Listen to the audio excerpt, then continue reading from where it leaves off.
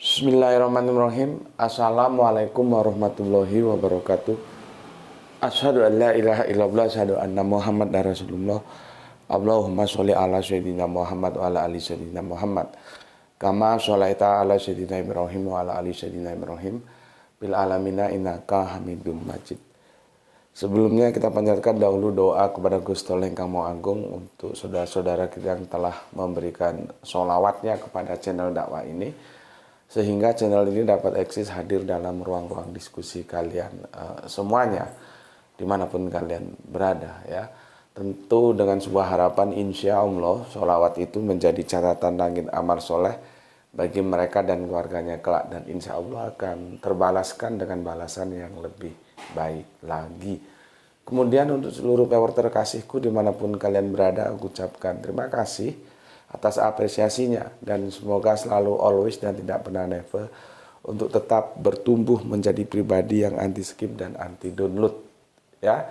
Bagi yang berkenan silakan saja di share, tapi linknya jangan dipotong-potong ya, setelah diunduh lalu diunggah ulang, jangan ya.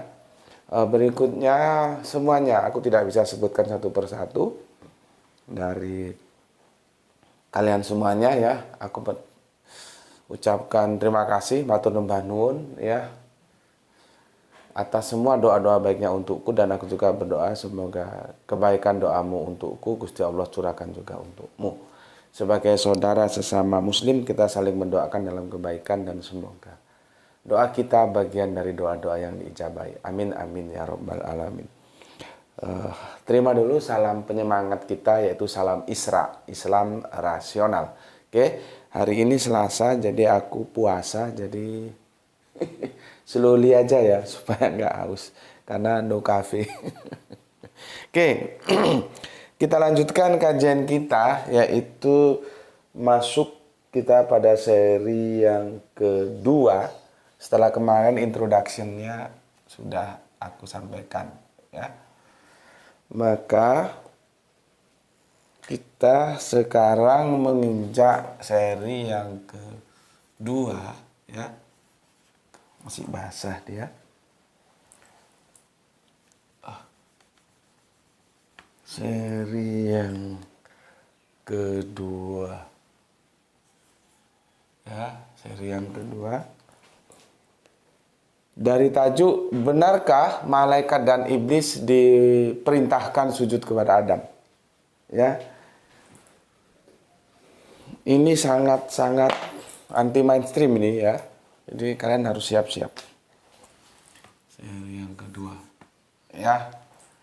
Kita sekarang akan fokus ke khalifah, dan aku sudah recommended kemarin untuk melihat ulang penjelasannya dari Ustadz Hendy tentang khalifah, dan aku sekarang akan mereviewnya saja supaya kalian punya gambaran yang lebih clear tentang khalifah itu, dan bisa memberikan ya edukasi kepada publik bahwa khalifah dan khilafah itu Quran, istilah-istilah dalam Quran. Jadi sebagai orang Islam kenapa harus ditakut-takuti dengan sebutan khilafah? Masalahnya mereka tidak mengerti khilafah itu apa, khalifah itu apa. Sama seperti kafir. Kafir itu artinya menutup. Kita ini ya beriman, kita ini ya kafir. Kita beriman kepada Islam, tapi kita kafir terhadap yang goiru Islam. Kan kalau gitu kan enak. Kita kan tidak mau kalau kita dikatakan beriman terhadap yang goiru Islam. Kita kafir. Karena kafir itu apa? Menutup. Selesai sudah. Nah, sekarang ini seolah-olah kalau kita bicara khalifah dan khilafah, orang ngeri-ngeri sedap gitu. Jadi masalah. Ya. Karena tidak tahu duduk permasalahannya. Ya bisa jadi karena korban framing juga lah ya. Itu banyak sekali yang harus kita diskusikan untuk tentang hal itu. Tapi setidaknya kita sebagai umat Islam mempunyai kewajiban untuk menjelaskan kepada mereka yang tidak tahu tentang apa itu khalifah, apa itu khilafah, supaya mereka menjadi tahu dan tidak lagi disalahpahami. Kira-kira itu sisi lain dari kajian kita ini. Meskipun stressing pointnya adalah sebuah kritik atau high kritik terhadap teks-teks Qurani kita, yang telah diterjemahkan secara salah. Jadi yang kita kritik itu terjemahannya, benar nggak seperti itu? Dan kita harus bangga karena Al-Quran adalah kitab suci yang lengkap. Ada kitab sucinya, ada terjemahan kitab sucinya. Jadi kita tidak bisa menggunakan terjemahan itu sebagai menjadi sesuatu yang absolut. Mau diterjemahkan beribu kali lah, mau di versi terjemahan apa kok, itu tetap aja dia relatif tidak absolut. Karena terjemahan kitab suci, berkali-kali aku kasih tahu, itu bukan kitab suci, itu harus dipahami secara akademik begitu. Ya, tapi kalau ada yang mengatakan bahwa terjemahan kitab suci itu kitab suci dan itu masuk dalam kerana iman, ya harus kita hormati juga, ya sudah, kita hormati saja. Cuman dalam segi pertarungan akademis, apalagi Ghusul Fikr, itu tidak bisa dibenarkan. Ya, namun demikian aku kemarin kan mengucapkan selamat untuk saudara-saudara kita Kristiani yang telah mendapatkan kitab suci yang baru, ya, yaitu edisi revisi tahun 2023. Karena mereka menganggapnya itu sebagai kitab suci, ya sudah harus kita hormati. Ketika itu dibawa dalam ranah iman. Tapi kalau dibawa dalam ranah akademis, ya tentunya kita sama-sama tahu kitab suci itu berbeda dengan terjemahan kitab suci. Nah, aku mengingatkan sama saudara muslimku, ya, kalian harus bangga punya Al-Quran, gitu loh. Jadi otakmu itu jangan goblok. Ini suatu yang kebanggaan kita terhadap Al-Quran, gitu loh. Jangan kesana sini ngaji, sana sini ngaji tapi nggak ngerti kebanggaanmu. Seharusnya kamu itu bangga terhadap Al-Quran, gitu, ya. Dan Kanjeng Nabi memberikan support kepada kita bahwa belajar dan mengajarkan Al-Quran itu adalah sebuah kebaikan, dan semoga kita sukses menempuh jalan-jalan kebaikan itu, baik yang mengajar maupun yang belajar tentang Al-Quran. Amin, amin ya rabbal alamin. Oke, kita nanti akan fokus tentang khalifah ini, kita bedah dulu, ya. Mungkin ada yang tanya, kenapa ini nggak dihapus-hapus? Ini penting ini, nanti aku akan jelaskan kepada kalian ketika diksi berlalu itu artinya apa sih? Ketika bener nggak masih ada nabi yang masih hidup, ya. Tapi biar aja di situ, ya. Oke, sebelum kesini sebagai bentuk apresiasiku, aku bacakan dulu komen yang masuk dari kalian semuanya. Pertama dari Kang Mas Ari Prasetyo, ya. Assalamualaikum, Batam hadir guru ba'da duhur, semoga kita semua diberikan nikmat kesehatan dan rezeki yang barokah dari Allah. Amin. Ya, amin ya rabbal alamin. Salam Isra. Oke, salam Isra juga untukmu.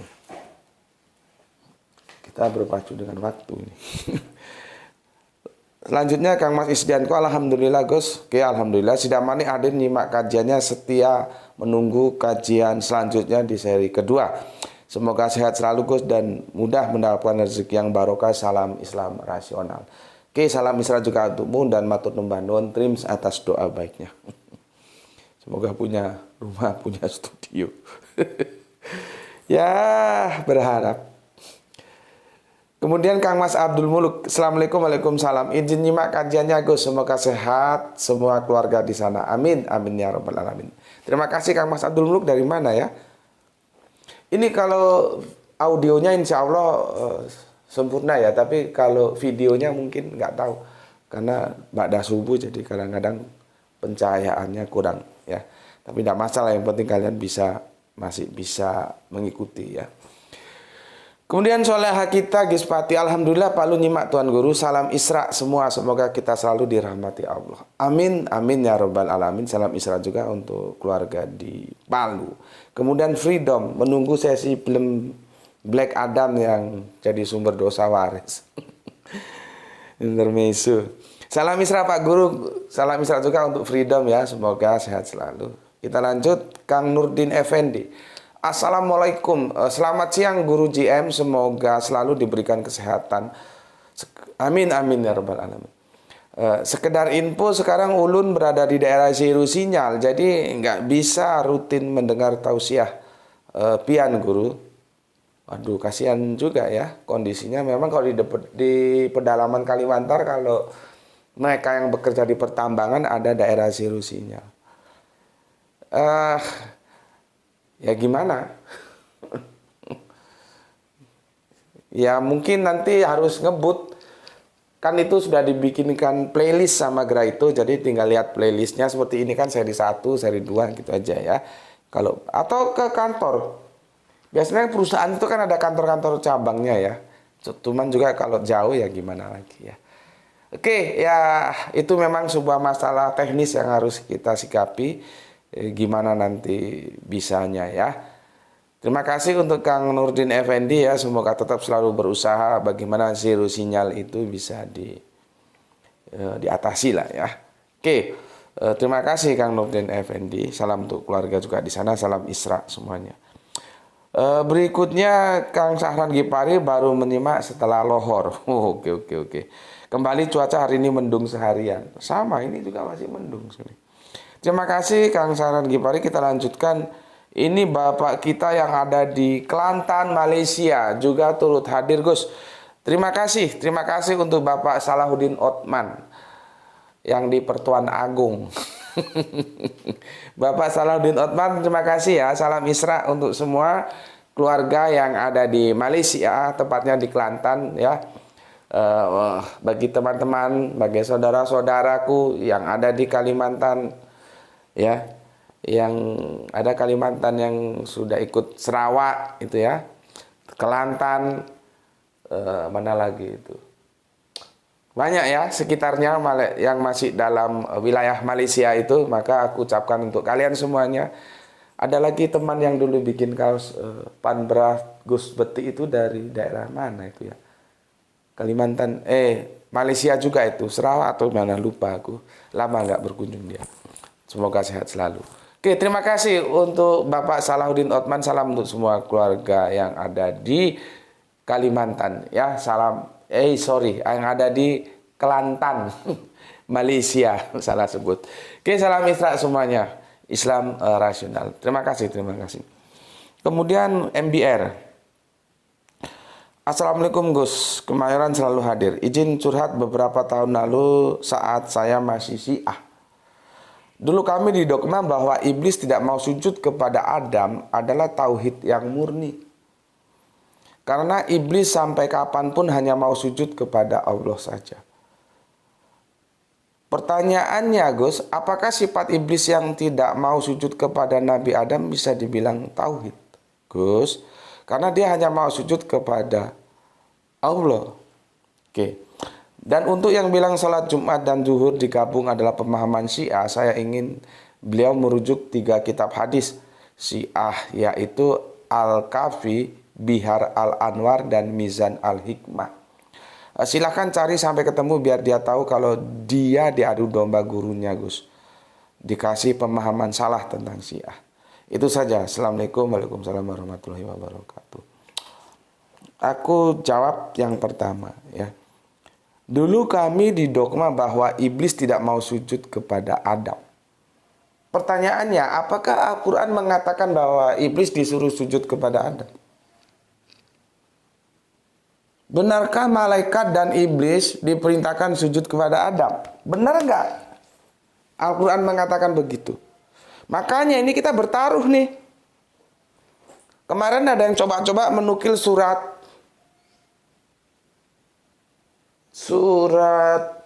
Kanjeng Nabi Yusuf, surat ke-12 yang 100. Cuman untung itu masih dikasih tanda tanya sama Kang Mas Edi Margono. Kalau itu dikasih tanda titik atau tanda seru, tak hajar sama aku. Silakan Anda cari ulama sedunia, sejagat raya, bukan hanya Indonesia. Ulama sedunia, pakar tafsir, pakar terjemahan, ayo kita ketemu. Aku cukup berdua, Gus Beti sama Ustadz Ahmad. Bener nggak terjemahan itu?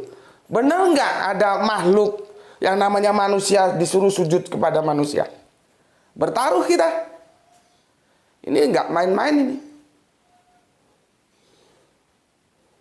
Makanya kajian-kajian kita itu kajian-kajian kelas berat kalau powernya tersaring, yang tidak subur seperti yang lain-lainnya. Karena di sini bukan kajian-kajian kelas hohohihe. Kita bagaimana tunduk terhadap Al-Quran. Pertanyaanku kepada kamu, MBR, jangan dulu ke situ, ya. Berarti kan kamu memahami bahwa iblis itu disuruh sujud kepada Adam. Benar nggak itu? Bayangkan, si A saja memahami seperti itu.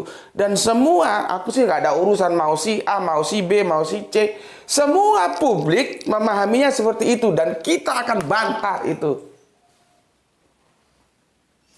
Ini supaya goblok-goblok kalian itu hilang semua. Ngaji itu yang serius. Tidak apa-apa, kita tidak mendapatkan teori yang subur, tidak apa-apa. Ya, kalau ditanya apakah nggak butuh iklan, ya butuh saja. Tapi kalau harus memilih antara kontribusi iklan dan kesuksesan dakwah, ya tentunya aku harus memilih kesuksesan dakwah. Nggak apa-apa, secara kuantitas kita kalah, tapi kualitas Anda menjadi orang Islam yang benar-benar mengerti Quran. Aku bukan kaleng-kaleng ini. Kumpulkan semua ulama, kumpulkan semua orang yang jago-jago Al-Quran yang di YouTube itu kan banyak. Ayo kita ketemu. Ada nggak bahwa malaikat atau iblis itu diperintahkan sujud kepada Adam? Itu masalahnya. Makanya sisi Irfan Al-Akbar itu apa harus dijelaskan apa itu sujud. Mau sujud model apapun. Ayo, di sini kita bla-blaan. Nggak ada kajian seperti ini. Jadi untuk MBR, pahami dulu, benar nggak ada iblis disuruh sujud kepada Adam? Coba kamu pahami teks-teks Qur'aninya. Makanya aku bilang, kebanggaan kita sebagai orang Islam, kita punya original teks. Nanti yang menjadi hakim atas terjemahan-terjemahan kita, atas tafsiran-tafsiran kita, yang original teks itu nanti yang menghakimi. Itu. Ya, jangan terus berbicara apa ini. Karena iblis sampai kapanpun hanya mau sujud kepada Allah saja. Iya. Tapi jangan salah pahami ya. Misalkan sebuah kerangka berpikir yang dibangun sujud dibagi dua. Ada sujud yang itu ibadah yaitu kepada Allah. Ada yang sujud penghormatan yaitu sesama makhluk manusia dengan manusia. Itu aku nggak bantah loh ya, jangan disalahpahami. Masuk itu barang, logika berpikirnya masuk, rasionalitasnya kena. Tapi yang aku tanyakan, benar nggak Al-Quran menginformasikan ada manusia sujud kepada manusia? Itu loh, otakmu buka di situ, ngerti nggak kamu? Aku kalau punya santri-santri goblok tak, jewer kupingnya. Percuma kalian ngaji di sini kok tetap aja goblok, mending ngaji tempat lain. Kalian harus berani. Ya. Ya, justru ini yang sedang kita, kalau kamu mau tanya begitu, coba tanya sama, kamu kan masih bisa berhubungan sama guru siamu. Dan alhamdulillah kamu sekarang sudah bertobat ya. Tanya sama guru siamu. Sayangnya kan kesalahanmu sama seperti kesalahan orang-orang lain. Ketika dikatakan bahwa iblis tidak mau sujud kepada Adam. Kapan iblis disuruh sujud kepada Adam? Ketika dikatakan iblis sujud kepada Adam, kalian ho aja, otaknya goblok. Bener enggak sih? Itu masalahnya, ya. Oke, itu semuanya perhatikan kata-kataku. Ya, kemudian berikutnya, iya memang aku sudah ingatkan ya bahwa tentang sholat Jumat dan sholat duhur itu bukan dalam perspektif si A. Ini yang kemarin juga asal ngomong aja itu. Ini sudah diklarifikasi dengan sumber aslinya yang pernah menjadi si A dan sekarang sudah bertobat. Ya. Cuman kan begini ya. Aku itu akan mengajari kalian itu straight to kontennya, ke isinya bukan ke bungkusnya. Masalahnya kita itu sudah terkotak-kotak melihat sesuatu dari bungkusnya tanpa melihat isinya. Nanti kalau bungkusnya dia sudah nggak senang, dia a priori apapun isinya. Nah, aku akan mengajari kalian jangan begitu. Makanya aku kan bilang, ngaji itu jangan di sini saja, di tempat lain juga Anda harus ngaji, karena ilmu itu ada di mana-mana. Masalahnya kita kan terperangkap kelompok. Aku sebetulnya bisa saja, itu tidak perlu waktu banyak, hanya sekitar 1 menit, nggak sampai, bahwa pemahamanku tentang sholat duhur dan sholat Jum'ah itu harus sama-sama dikerjakan. Itu dari mursyid ini, torikohnya ini, bisa aku ngomong. Bisa. Dan itu bukan dari Syiah. Tapi kan aku mengkhawatirkan bahwa kebiasaan kita itu hanya bisa ngomong apa yang diajarkan oleh sahabat Ali. Lihat apa yang diomongkan, tapi jangan lihat siapa yang ngomong. Itu kan cangkemnya doang bisa gitu. Aplikasinya, kalau bukan gurunya, kalau bukan kelompoknya, semua pemahaman-pemahaman ditolak. Itu nggak akademis. Aku itu nggak setuju sama Syiah, aku nggak setuju sama Ahmadiyah, tapi bukan berarti aku menolak kebenaran-kebenaran dari Syiah, dari Ahmadiyah. Kemarin aku berdiskusi dengan teman-teman Ahmadiyah, kan aku sudah bilang, teman Ahmadiyah itu ada sisi baik tentang kristologinya, itu bisa kita ambil. Syiah juga begitu lah. Sekarang aku mau ngomong nih, ya, aku mau ngomong ini, ya, mumpung ini berbicara Syiah, ya, aku kan sudah bilang bahwa aku sudah lama dengar usia Bunda Aisyah yang perawan itu, yang barkun itu, tidak seperti yang kita terima dari sejarah-sejarah usia 6 tahun. Itu aku sudah lama dapat berita itu, cuman kan referensinya itu belum aku dapatkan atau hilang atau gimana gitu ya. Itu dari pemikir Syiah. Jadi usianya itu seperti yang dikatakan oleh Kang Mas Samsul Yatim itu, antara 19 dan 20. Nggak ada barkun itu usia 6 tahun, itu belum, itu anak kecil bukan perawan. Makanya bapaknya disebut Abu Bakar, bapaknya seorang perawan. Itu dari Syiah itu. Cuma kan aku nggak ngomong takut kalian alergi. Itu satu. Yang kedua, tentang wajah Allah, tentang gambar Allah.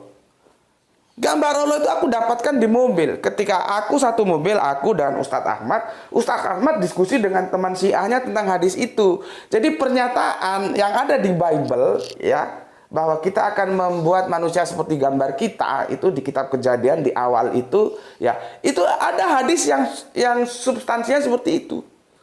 Ya, aku dapatkan itu dari teman Syiah, dari cara, bukan aku yang diskusi, aku hanya mendengarkan Ustadz Ahmad dengan teman Syiahnya, by phone, kami sedang jalan-jalan, ya. Jadi yang dijelaskan oleh teman Syiah itu bahwa yang maksud gambaran itu mewakili.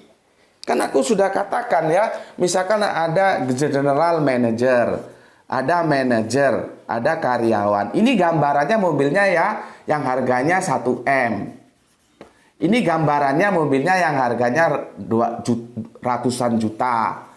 Ini yang karyawan mungkin yang beli mobil second yang, ya, katakanlah puluhan juta. Yang ini yang satpam, ya, termasuk Gus Beti, itu yang harganya apa? Ya, sepeda motor yang harganya cuma 2 juta itu loh. Itu pun kalau laku. Ini gambaran, ini gambaran, ini gambaran. 1 M itu menggambarkan kehebatan atau keunggulan GM. Jadi nggak mungkin manajer itu digambarkan dengan mobil yang harganya 1 M, nggak mungkin. Nggak mungkin juga GM itu digambarkan dengan sepeda motor yang harganya cuma 2 juta. Nggak mungkin. Jadi gambaran itu perwakilan, menggambari. Allah itu hebat, maka gambarannya itu manusia itu harus hebat.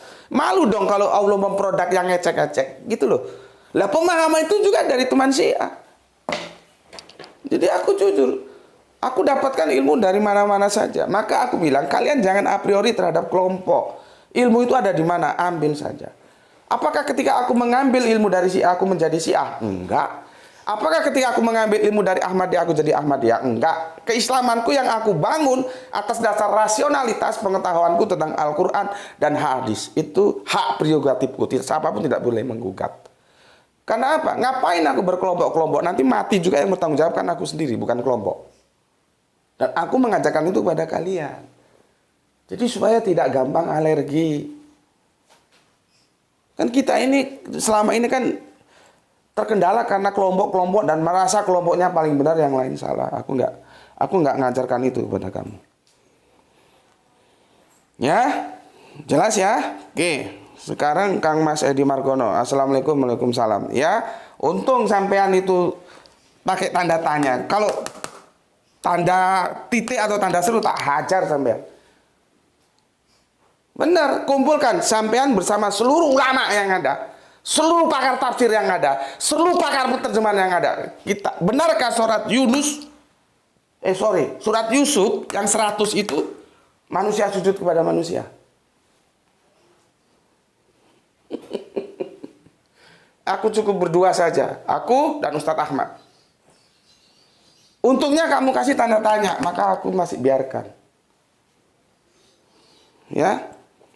Oke, karena tanda tanya itu ya namanya tanda tanya, bukan kesimpulan. Tapi kalau disimpulkan sama Kang Mas Edi Margono, tak habisi kamu. Gobloknya itu dihabisi supaya pintar, gitu loh. Kita nggak pakai lagi terjemahan-terjemahan seperti itu. Ya. Berikutnya Kang Mas Ilham Perdana Solo ya. Matur tengku salam Isra untuk Kang Mas Edi Margono ya. Kemudian Kang Mas Ilham Perdana, Assalamualaikum warahmatullahi wabarakatuh Gus Putri Solo hadir. Oke, terima kasih. Waalaikumsalam. Untuk Bible versi terjemahan baru memang belum resmi beredar dijual. Iya. Oke. Ini disebut itu Oke, terima kasih Kang Mas Ilham Perdana ya. Nanti kalau ada yang punya mungkin bisa dibagikan, karena aku perlu itu ya, kitab suci yang baru dari saudara Kristen kita. Salam untuk semua yang ada di Solo ya, Kang Mas Ilham Perdana ya, salam Isra untuk semuanya. Berikutnya Kang Samsul Yatim, alhamdulillah gelar tikar Gus. Salam Isra untuk MBR, salut dengan dakwah ente. Semangat dan gaspol my brother. Oke, terima kasih. Ini panjang ya.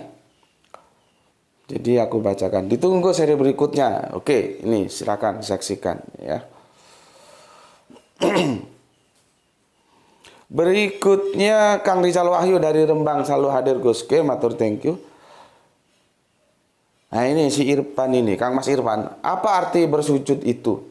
Itulah yang pertama ditelaah. Apakah untuk penghormatan atau pemujaan? Penghormatan juga atas apa? Atas pengetahuan yang lebih atau atas kemuliaan penciptaan. Masih menyimak kajian dari Malang. Oke, jadi aku ulangi lagi. Kerangka berpikir rasionalitas yang dibangun bahwa sujud itu nanti terbagi dua. Ada sujud yang itu ibadah hanya kepada Allah. Ada sujud yang penghormatan itu kepada manusia, makhluk.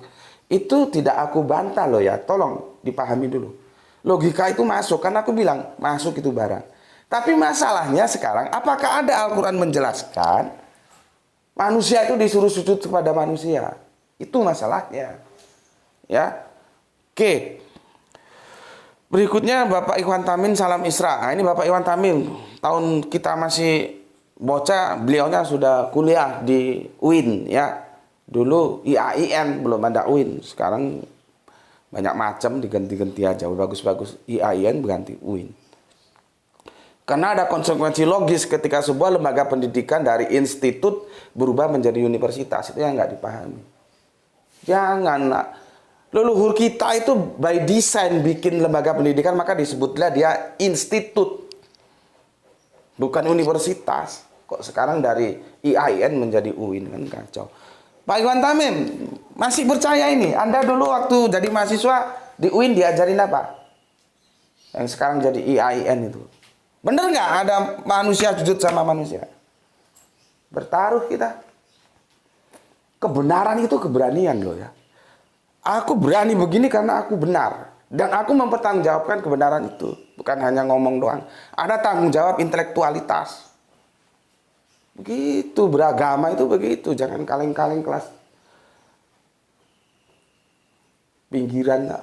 Itu apa? Ya. Oke. Terima kasih Kang Mas Iwan Tahmim. Kemudian Zidan Gaming, Assalamualaikum. Waalaikumsalam Palembang, hadir Gus nyimak kajian di waktu santai. Salam Isra juga untuk semua Wong Kito Galo. Wong Kito Galo itu Palembang ya. Yang aku pernah diundang ke sana oleh tokoh Muhammadiyah Palembang di daerah Kayu Agung itu aku. Kalau Zidan tahu daerah Kayu Agung, aku tahun berapa itu masuk dakwah ke sana.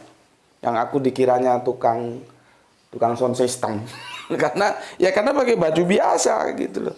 Sound systemnya agak rewel, aku ikut benerin bassnya, treble-nya gitu. Ketika aku ngaji, begitu selesai sudah enak, aku langsung ngisi kajian. Lah kok ibu-ibu berbisik dengan temannya, aku dengar orang nggak begitu jauh. Dia bilang, oh saya kira itu tukang sound system. Ustadznya ustadz jalanan, Bu. Ya. Oke, terima kasih Palembang. Berikutnya Kang Nabil Al-Ghazali. Bismillah, assalamualaikum. Hadir di channel kajian Gus Beti. Oke, terima kasih. Waalaikumsalam warahmatullahi wabarakatuh. Salam Isra untuk Nabil Al-Ghazali.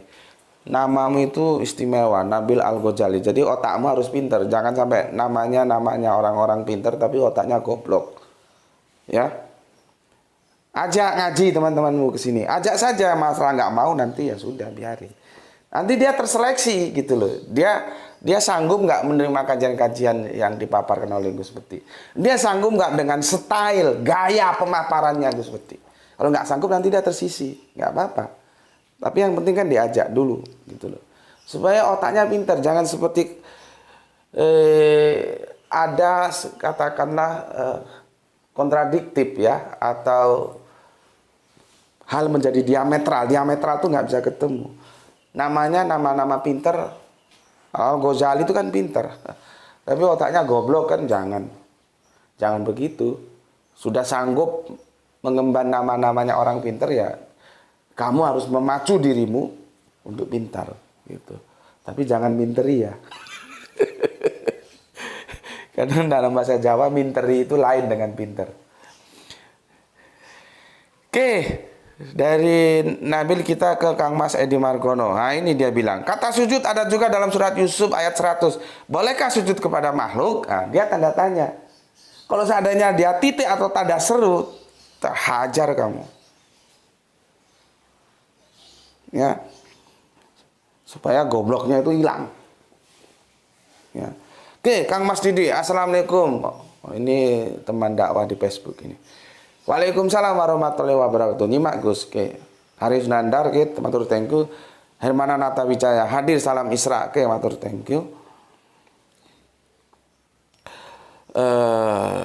Gurum Enrukam assalamualaikum ya. Raja Joas Ngalam City mantap sabu jajar di Kota Malang dia. Oke, Kang Mas Gurum Enrukam ini senior kita juga ini. Rambutnya seperti Oma Irama tahun 75 ya. Jadi panjang dan keriting. Kalian nggak tahu. Itu kalau anak-anak milenial nggak tahu. Waktu Oma Irama masih berpasangan belum. Oma Irama itu pasangannya pertamanya kan Elvi Sukaisi. Setelah itu berganti-ganti ya. Tapi yang paling lama kan Elvi Sukaisi sama Rita Sugiarto. Ya, itu rambutnya masih panjang gondrong. Jadi ketika aku pertama kali ketemu dengan Gurum Enrukam itu tak lihat, oh keren banget nih orang. Jadi ingat tahun 80-an. Ya, kok 80-an, tahun 70-an. Dangdut ya. Ada lagu Tera Jana itu ya. Semakin malam. Gitu kalau duet sama Elvi. Oke, Kian Gurum Enrukam kan Enros. Atau nun, kita lanjutkan ke soleha kita. Ini ibu guru kita ini. Ibu guruku cantik sekali. Ada ya film gitu ya, ibu guruku cantik sekali. Film atau sinetron itu. Semoga soleha kita, ibu guru Rini cantik. Cantik bukan hanya fisiknya saja, cantik luar dalam. Apa kata ini? Demak hadir Gus, salut untuk istri Gus yang tahan banting, Bu Usna. Oke, nanti saya sampaikan. Ya. Dan aku pesan kalau ada satu lagi yang tahan banting mau nambah. Yang tahan banting loh ya. Kalau yang sukanya hura-hura enggak lah ya. Ini pelajaran juga bagi kalian semua. Kalau kalian menekuni dunia dakwah harus siapkan aswajanya ya. Atau jaujaha ya. yang kita pahami sebagai pasangan. Gitu. Ya, kalau pasanganmu nggak mendukung langkah dakwahmu juga itu akan pincang. Ya. Seperti mamanya Gerah itu tahan banting, dia hidup dalam sekian penderitaan. Lakinya kerjanya cuma gitu-gitu doang. sampai ada, tapi bukan sekarang sudah almarhum, semoga Allah merahmati tidur panjangnya. Istrinya dari teman gue itu. Kalau gue dakwah di Arimatea itu sepertinya gergetan, ngapain ngurus-ngurus orang lain, mau murtad mau apa mau enggak gitu. Tapi aku ya senyum saja. Ya. Oke, terima kasih untuk soleha kita yaitu Rini.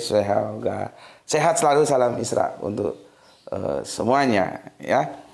Oke, berikutnya Pak Ponidi Raharjo, jaketnya baru ya Gus. Ini dikirim dari Purwokerto, ada dikirim 3, yang ini, yang hitam, yang biru tua.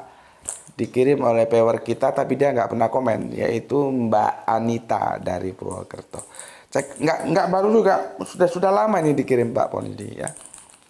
Oke, terima kasih Pak Ponidi Raharjo yang ada di Kalimantan Tengah. Saudara kita dari Kalimantan Tengah yang mualaf itu mana ya? Lama nggak muncul, mungkin sibuk. Kemudian Kang Arif Muksinin Tuban hadir Gus. Oke, terima kasih. Kang Didi, Quran surat 230. Kenapa malaikat tahu kalau manusia pada waktu Adam belum dijadikan khalifah, kerjanya nggak connect Mas. Sampean nukil ayat 230 dengan ayat 30-20 itu nggak connect. Ya, terlalu dipaksakan. Nanti aku jelaskan kenapa tahu, malaikat tahu. Ya, oke,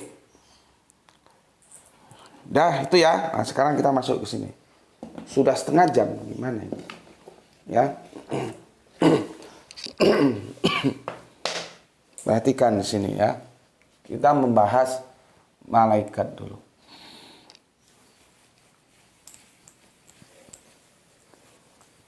Sebentar, ini casnya habis ini. Aku matiin aja lah. Tapi nggak apa-apa lah ya. Khalifah, apa itu khalifah? Ya, kesini dulu kita. Apa itu khalifah? Kita untuk membahas apa itu khalifah, kan begini. Aku yang menjadikan khalifah di bumi. Apa itu khalifah? Kita tidak bisa, kita harus ke khilafah dulu.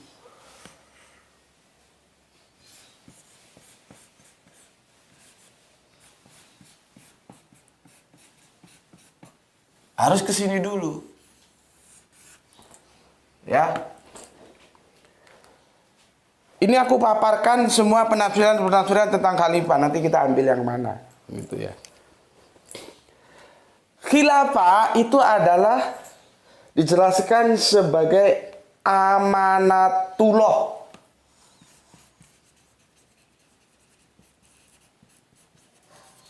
Ini yang sudah aku recommended untuk lihat kajiannya Gus Hendy, ini gampang ikutinya. Tapi kalau yang dablek disuruh lihat nggak lihat ya memang agak sulit.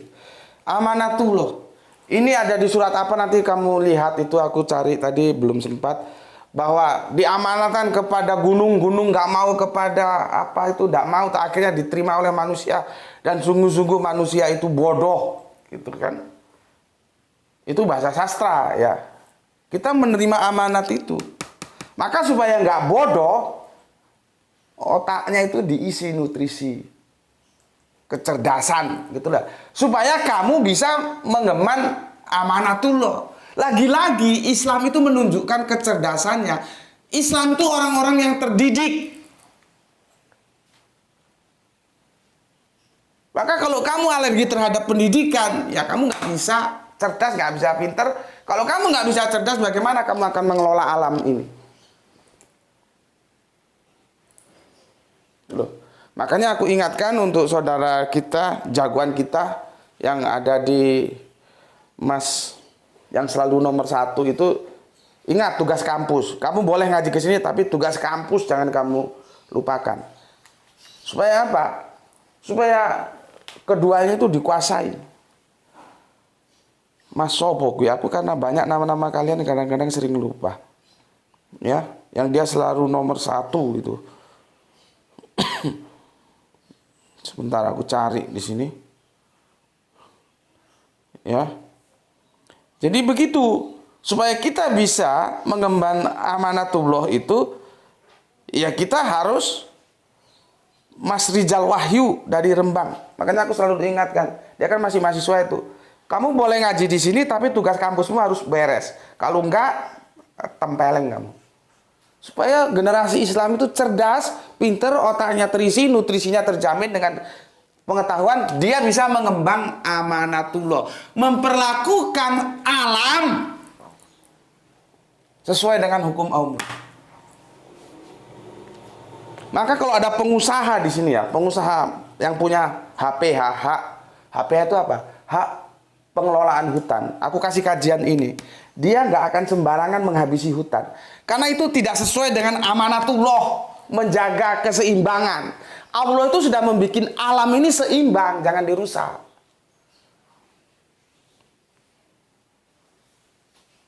Ngerti?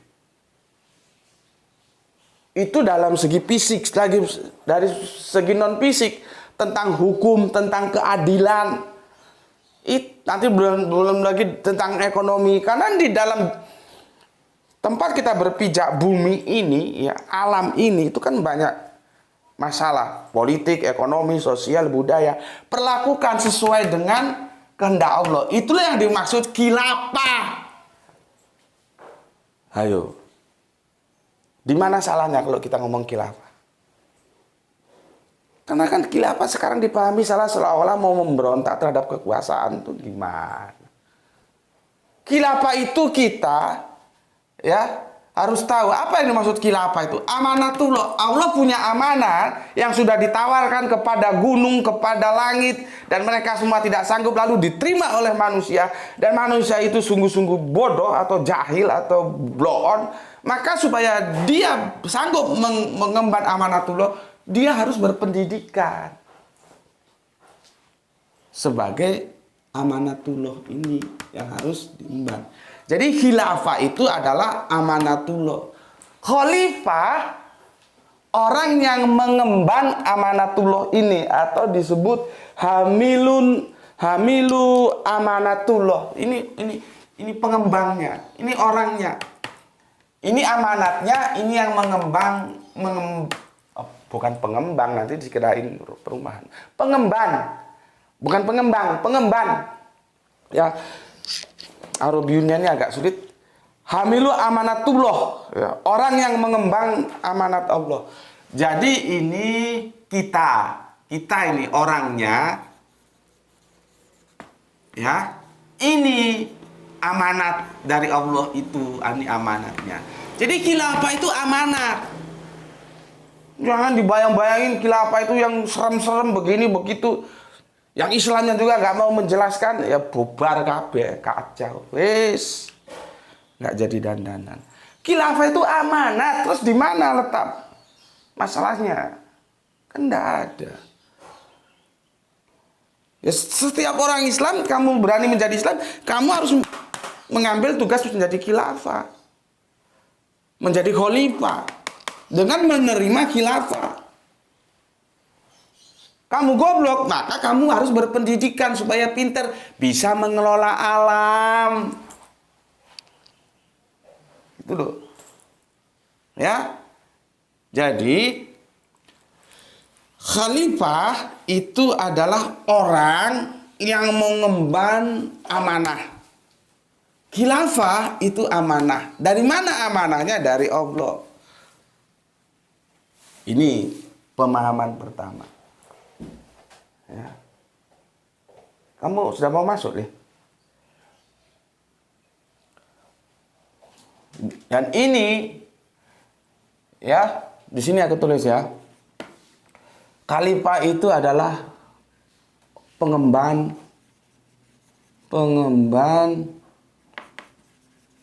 amanah dari Allah.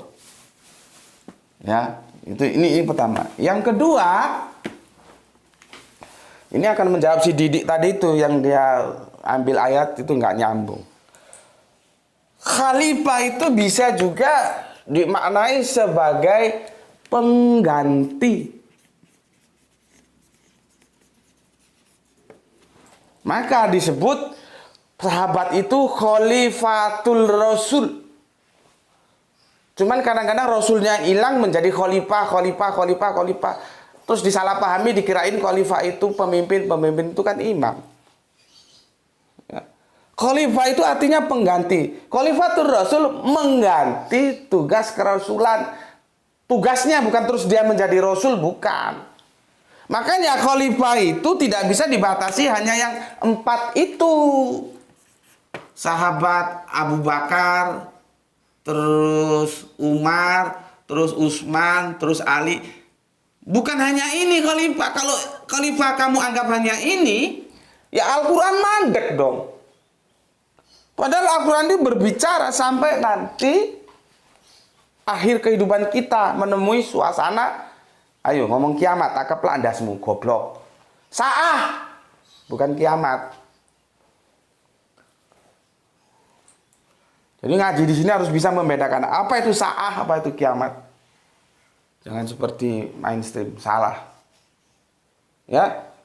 Al-Quran itu berbicara berlaku sampai nanti sa'ah. Lah kalau misalkan khalifah ini hanya dikunci di 4 sahabat top, Abu Bakar, Umar, Utsman, Ali, berarti kan nggak sesuai dengan pesan Al-Quran. Al-Quran itu forever sampai nanti sa'ah. Artinya khalifah ini bukan hanya diemban ini aja. Kita semua itu ketika kamu bertransaksi lewat syahadat menjadi Islam, kamu harus siap menjadi khalifah dengan cara mengemban amanatullah itu. Paham di sini? Ya. Ini kita belum masuk ke sini loh ya. Ini nanti ayat nomor 34. Jadi khalifah itu artinya pengganti. Contohnya khalifatul rasul. Pengganti rasul karena rasulnya sudah mangkat. Nah, pertanyaannya, khalifatul rasul, maka ada yang digantikan, sosok yang bernama Rasulullah, yaitu Kanjeng Nabi Muhammad. Pengganti, berarti ada yang digantikan. Sekarang kita masuk ke konteks ini. Aku baca ini ya.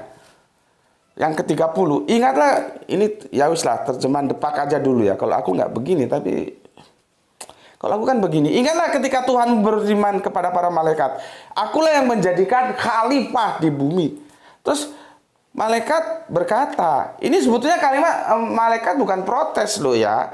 Nggak sama nanti perlakuannya dengan si iblis ini. Ingat, itu sudah dijelaskan sama si Rini. Ini karakter, bukan personal. Ya. Jadi manusia itu juga bisa jadi iblis, bisa jadi setan. Siapa iblis ini yang dimaksud? Nanti kita lihat di surat Al-A'raf. Karena ada manusia, oh setan gue. Karena karakter, tapi kita lihat dia apa? Manusia. Ya. Ini sudah aku jelaskan 2 tahun lalu. Jadi kalau yang junior tanya sama yang senior. Kan begini. Ingatlah ketika Tuhanmu berfirman kepada malaikat, akulah yang menjadikan khalifah di muka bumi. Mereka berkata, si para malaikat, mengapa kau hendak menjadikan di bumi itu orang yang akan membuat kerusakan padanya dan menumpahkan darah. Padahal kami senantiasa bertasbih dengan memuji Engkau dan mensucikan Engkau. Tuhan berfirman, sesungguhnya aku akan mengetahui apa yang tidak kamu ketahui. Yang menjadi masalah, dari mana malaikat tahu ada orang yang menumpahkan darah, berbuat kerusakan? Artinya dia tidak hidup dalam hukum Allah, tidak sukses mengemban amanatullah. Dari mana malaikat tahu? Bukan yang dinukil sama si Didi itu. Tahunya ya dari sini. Goblok, perhatikan, pengganti. Berarti ada yang digantikan. Ini kan pengganti. Yang digantikan itu, itu kan sudah berlalu, sudah ada. Ini yang dimaksud oleh si malaikat itu. Jadi dari mana malaikat tahu? Ya karena kan sudah terjadi, sudah ada yang gagal menjadi khalifah. Siapa? Ya itu yang digantikan itu. Makanya Adam terus diberi ilmu, kembali ke sini untuk mengembang menjadi khalifah supaya kita sukses megang amanat perlu ilmu. Adam diberi ilmu, asma, salahnya terjemahan itu nama. Ism itu ilmu, cara pandang, pengetahuan. Ya memang bisa diterjemahkan nama, tapi bukan nama, jadi nyimpang pesan Al-Quran kalau diterjemahkan nama. Sekarang kalau sudah tahu nama, ini pisang goreng, ini weci, ini jemlem, ini black forest, terus mau ngapain? Kalau hanya tahu nama. Ini soto, ini rawon, ini gulai, ini masakan Padang, ini warung Tegal, terus ngapain kalau sudah tahu nama?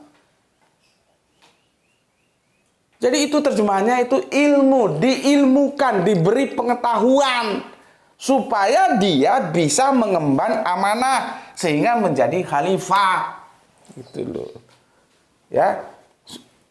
Ini nggak nampak ini loh tulisannya. Pengganti ya, yang kedua pengganti.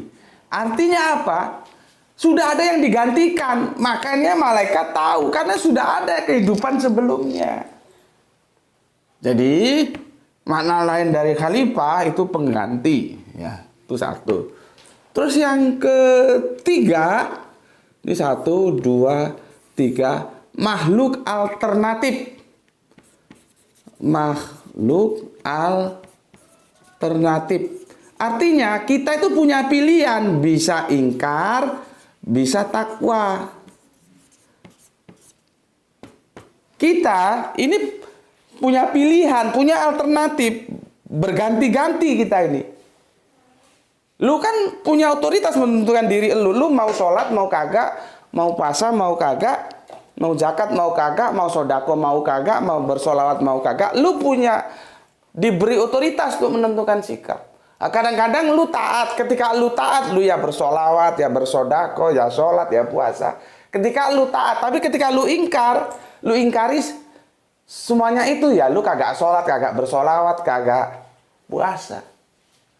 Manusia begitu, karena kita di format itu menjadi makhluk alternatif, bergonta-ganti, ada pilihan, bisa berganti dari takwa, bisa berganti dari takwa ke ingkar, dari ingkar ke takwa, begitu juga bolak-balik begitu-begitu terus.